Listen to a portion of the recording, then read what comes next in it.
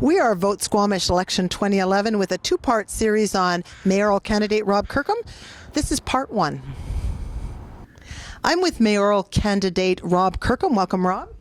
Thank you, Denise. And it's great to talk to all the mayors because one of you three will be running our community and leading our community into the next 3 years. And so I'm excited to meet you. And in my case, I'm not meeting you. In my case, I've known you for a long time. So I'd like to introduce you to those segment of the community who don't know you. And for those people who don't know you, Rob, can you tell us a bit about yourself, your experience?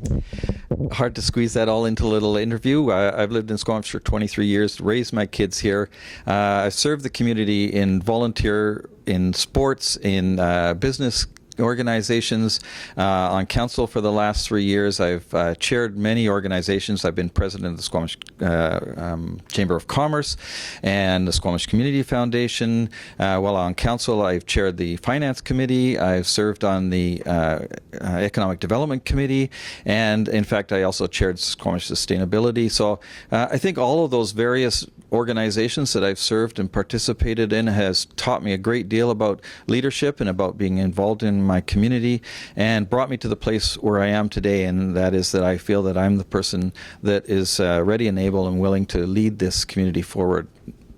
Okay, so what about your professional life? What do you do in your free time? Because it sounds like you got a pretty full schedule there, and everything you said there, I'm guessing, is volunteer. I haven't had a lot of free time, especially this last 3 years on council. I've really have committed myself to council, and that's a big job. And working for the Bank of Nova Scotia for the last 37 years, 23 in Squamish as the branch manager here. And I recognize that I'm going to be mayor 24/7, and that's a full-time commitment. So I'm taking early retirement from the bank because it's just not possible to handle more than being mayor. It's a big responsibility, and I'm committed to being there full on. Well, committed is an interesting word that you used because it does sound like you have an ability to commit. Everything you've said there is a long-term project. So that's exciting. So tell me, some people would say being mayor isn't a job to retire on. Do you feel that this is your walk, your sit back and relax, or what are you recreating? What's going on? I absolutely would agree that being mayor is not a job to retire on, and I'm not retiring. Like I said, I have 5 more years with my career with the bank, and I am taking early retirement. So I am focusing on the community alone, whereas in the past I've shared my focus. So it's definitely not retiring to this job. I love Squamish. I'm passionate about it. There's all kinds of innovative new things that are going on in Squamish and council. The last 3 years that I've served on council, we have set the groundwork. We have just turned the organization right side up, and it's really important that that continuity carry forward. So I see that as a major role for myself as mayor, is to continue the good works that we have been doing for the last 3 years. So let's talk about that. You have experience on council, and that is something that is going to set you apart from the other two candidates. On the other hand, I mean, some would say that it would be a clean slate to go in a different direction. But so in your case, you're saying, I've got the experience. So let's talk about that, because that would be your strength and perhaps your weakness. Let's talk about your experience on council. What have you accomplished in the last 3 years as a council? Wow, that list is so long. It blows me away what we've accomplished over the last 3 years. But just to name some really key things is the accord with the Squamish Nation, and we are working with them on reaching a servicing agreement. And that's the kind of thing that clean slate, it would be very disruptive to. I think it's really important that these relationships be carried forward and enhanced, and you just can't start over again. The ocean front is another example. We've brought that. We inherited that situation. When I say we, myself as part of this existing council, we were handed that. The Qualex deal had collapsed when we came on board, and they had a debt situation that they needed to deal with. So we took that over, and we've brought it to where we have the sub-area plan, we have the zoning in place, and now it's time to turn that over to people that are organizations, companies, get some partnerships, get some risk takers and some investors involved in that, because the role of the district is to be responsible, is to be conservative, and to protect our taxpayers. we need risk takers to take that project forward from here. So that's another example of what we've done over the last 3 years. But a huge thing that I'm really proud of is, and that I feel that I was key driver on, is the whole budgeting process. And because you were the chair of the finance committee, is that correct? I have been for the last 3 years, and am chair of the finance committee.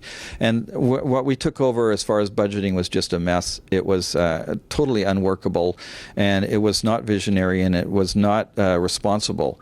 And myself leading that finance committee completely turned that around. We've brought new innovative budgeting tools in place.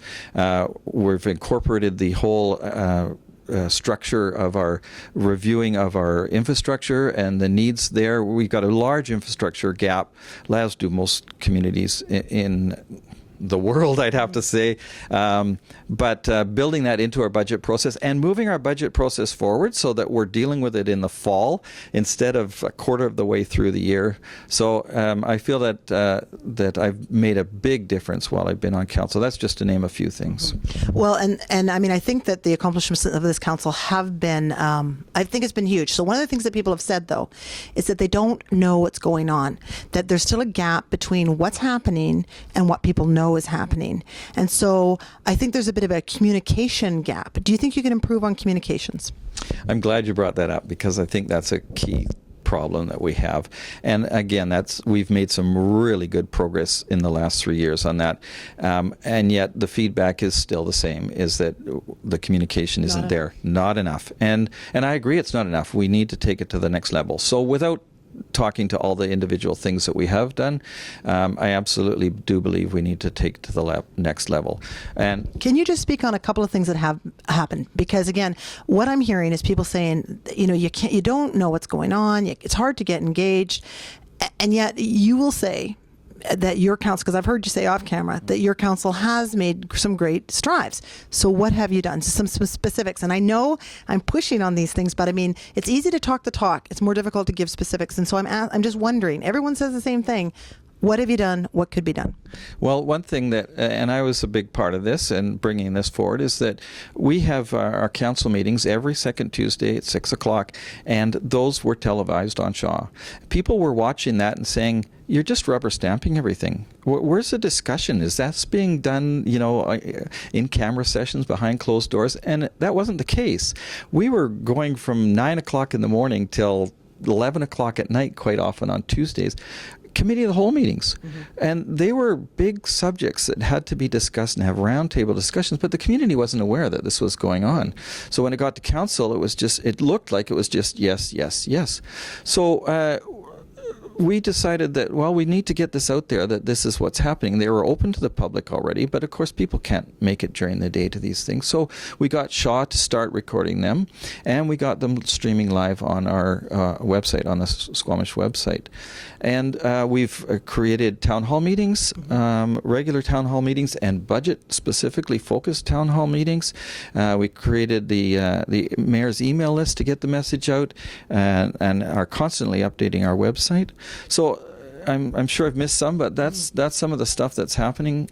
And yet I still say we need to take it to the next level, because the feedback I get, and especially at this time of this season, is that a lot of the comments from people just tell me that they don't get it. They don't understand all the background that's been going into some of these decisions. And so it's really important that as council that we reach out to the people, that we go meet with them. And one of the things I'd like to initiate is a neighborhood meeting, so that we'll go into Brackendale and we'll have meetings in Brackendale, so that the people of Brackendale can come and meet with us and have some input. And the same with the Highlands, and the same with Valleycliff. And not just the neighborhoods, but also the different organizations. There's so many tugs and pulls in different directions, and so many priorities in our community. It lends to a little bit of fracturing. the power of unified passions. That's what I'm all about. And so I really want to get council. And so, can you explain that to me? Okay, and now you've said a couple of things that I want to come back to, and I will, because I think I can remember. You've talked about being visionary and imaginative, and those are not two words that I would use to describe Rob Kirkham. I mean, the words that I would use to describe you would be sort of perhaps conservative. You're quiet. You're thoughtful. You're. I wouldn't describe you with those dynamic words that you used of yourself. So am I missing the point? Because you said you did some really creative and imaginative things. Are you both? Can you talk about a little bit about those? We'll talk about that. I think I'm both, I'd have to say. And I guess that when people see me in camera at council meetings, it is a thoughtful process that you have to take. It is serious repercussions. We do need to have innovation and creativity.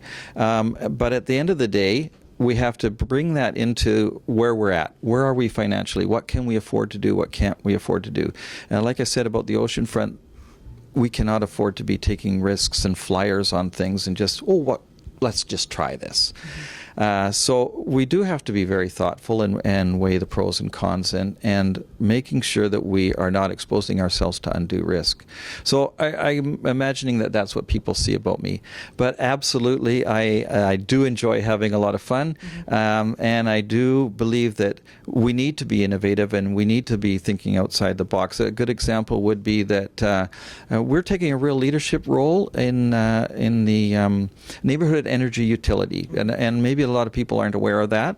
And these are the kinds of things that go on in the background and that happen with the district that aren't are on TV, that aren't being necessarily understood by the community.